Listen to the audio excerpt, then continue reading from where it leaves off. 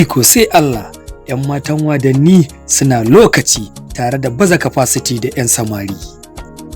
Sakamakon mai wushirya ya zo da sabon concept na soyayya da wadanniya. Mai wushirya sai da ya zaɓa ya darje a cikin 'yan matan wadanni sannan ya zaƙulo 'yar guda.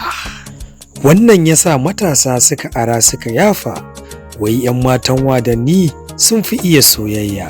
Mai capacity. Yanzu sai na fada jaga-jaga, gashi sanki yayi min laga-laga, ya hana ni ma na saka-saka, maza sori 'yar beauty faka-faka.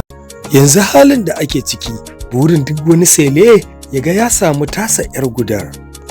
Baza capacity, lifestyle zuwa wajen shakatawa ya fi jawo hankalin mutane a kalle su.